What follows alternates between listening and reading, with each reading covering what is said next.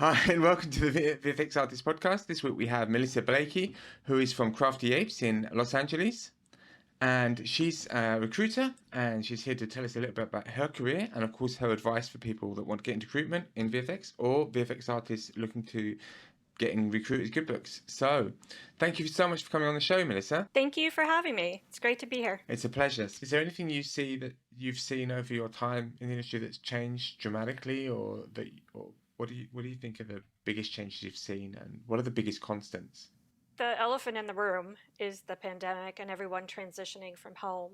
Because for me, the reality is I'm still interviewing people all around the country and around now London. So I can't be in every location at every time to meet people in person. So I feel like what happened was suddenly people got used to being on video. In the beginning, prior to the pandemic, if I had to have an interview with someone and they weren't located near me, it was on the phone. Um, Whereas now I'm like interviewing in person and your kid walks into frame or your cat jumps on your shoulder, or you see their artwork behind them. And I feel like I get more of a sense of who they are and I actually get to know them more personally and I have better conversations and I'm not missing that sweaty handshake and uncomfortableness where you're sitting in a room and. So I feel like it's made it easier for me to read the person and just get a sense of who they are and how they would fit in culturally in Crafty Apes. So I would say that's the biggest change. And from my perspective, I'd love to hear what other recruiters say, but from my perspective, it's been so much better. And it's made But it easier too. Like I don't have to worry about someone getting stuck in traffic and running late, and then I have another one right after. So it's like I can do back to back interviews all day long if I have to, and nobody's driving anywhere and stressed about, getting to the interview on time. So, I mean, it's fascinating actually that you feel that you get more knowledge because there's a big esteem around being in the room in order to know someone. But as you're saying, I guess an interview is kind of an unusual situation for most people, right? I mean, even it's uncomfortable. yeah, It's uncomfortable and it also depends on like, okay, who's doing the interviewing? You can have a hiring manager who isn't really too great at interviewing. And that can make it really uncomfortable. And I feel like now when we're like in this video world, people are a little bit more loose and it's a little more casual and you kind of I feel like I see who the person really is. In person, it was always, like I said, it was very kind of a cold setting and the person's nervous and maybe they're stressed from driving and also the other thing is now I'm not giving tours. Before it'd be like you do the interview and then you give them a tour of the place and show them around. Well, everybody's working from home, so that whole part of that process is like eliminated. Okay, no more tours. But that used to be a big part of your sell. Is like, this is my company. This is where people hang out. Here's the kitchen.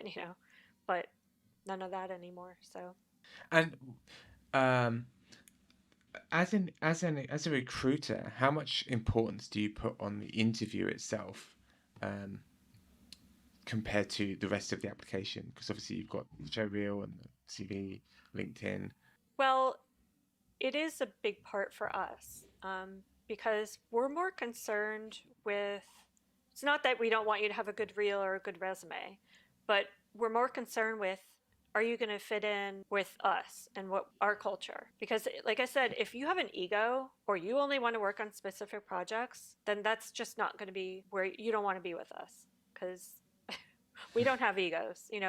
We're looking for, like I said before, partners and people who want longevity, want to grow with us, and want to help build something that they can be proud of. So I think the actual interview is really important. You can have a good reel and a good resume, but if your in-person interview or in person isn't doesn't go well, then it might be a pass.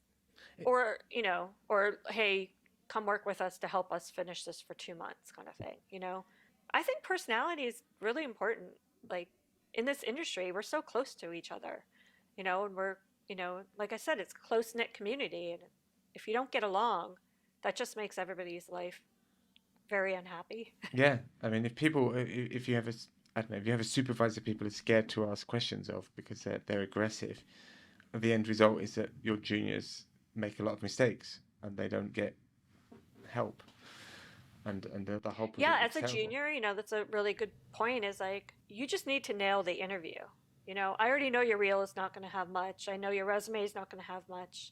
Um, but if you show initiative and you're motivated and you're excited to learn, we're more than happy. I mean, hell, we've hired baristas at coffee shops up the street, like just because they're, really good personality and they seem like they'd fit in and they're eager to learn.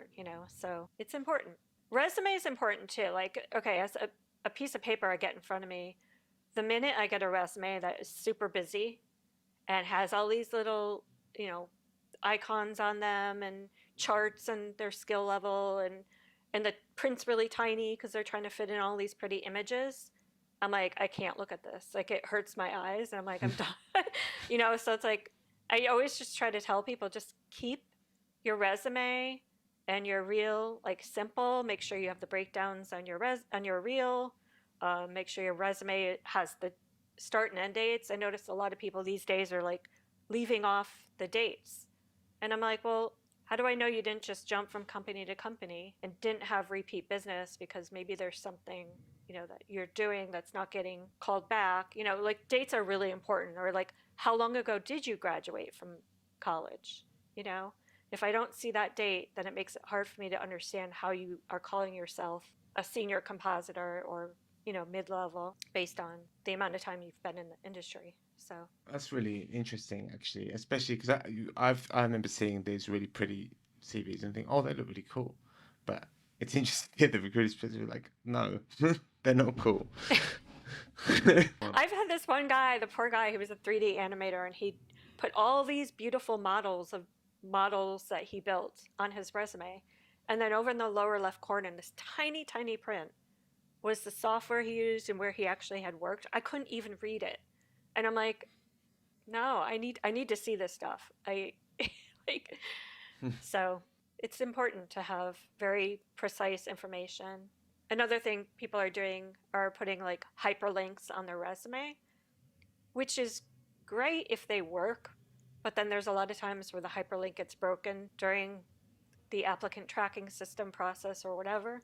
And then I don't have a link to the reel. So then I have to reach out and say, what's your, reel link? So I always tell people to just write out your reel link. You can do the hyperlink, but have it written out so that we can get to it, because those Yeah. little things delay my process, you know, as I'm trying to get through resumes. And it might, if I have to wait for you to send me a reel, I might have found someone else in the meantime, and then you missed that opportunity.